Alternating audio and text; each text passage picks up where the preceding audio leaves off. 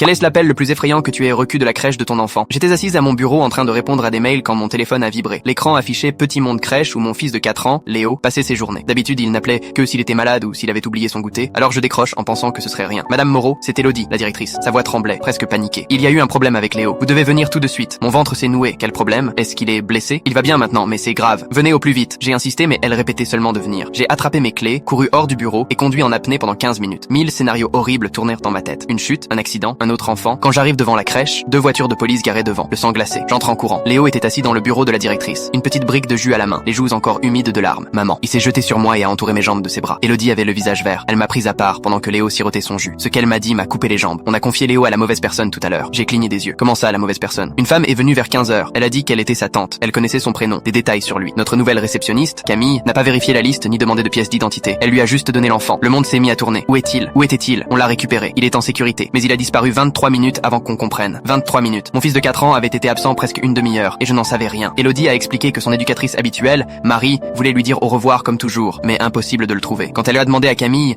celle-ci a dit qu'une gentille dame l'avait pris plus tôt, incapable de donner son nom. Ils ont vérifié les registres et les caméras. Les images montraient tout. Une femme inconnue est entrée, a parlé 2 minutes avec Camille, puis est ressortie en tenant la main de Léo. Il avait l'air perdu, mais pas affolé. Il a dû croire que c'était quelqu'un envoyé par moi. La femme savait des choses. Elle l'appelait par son prénom, parlait de ses dinosaures préférés. Camille a pensé qu'elle était légitime, mais une chose a sauvé mon fils. Je lui avais appris mon numéro de téléphone par cœur depuis ses 3 ans. Je le faisais répéter encore et encore. La femme l'avait emmené au parc Rivière, à quelques rues. Elle l'a assis sur un banc, lui parlait comme si c'était son enfant, lui donnait d'autres prénoms, posait des questions étranges. Léo a eu peur et s'est mis à pleurer, répétant mon numéro en suppliant qu'on appelle sa maman. Un jogger, David, a entendu. Il est venu voir. Léo s'est jeté sur lui et lui a demandé d'appeler. La femme a commencé à dire que Léo était son fils, que des gens voulaient le lui voler.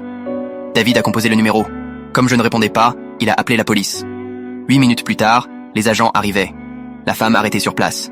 C'était Jeanne Martin, une ancienne maman de la crèche. Son fils lui avait été retiré 2 ans plus tôt après un divorce violent. Elle rôdait depuis des semaines autour des établissements. Elle croyait sincèrement que Léo était son fils, qu'on lui avait pris. Elle n'avait pas voulu lui faire de mal.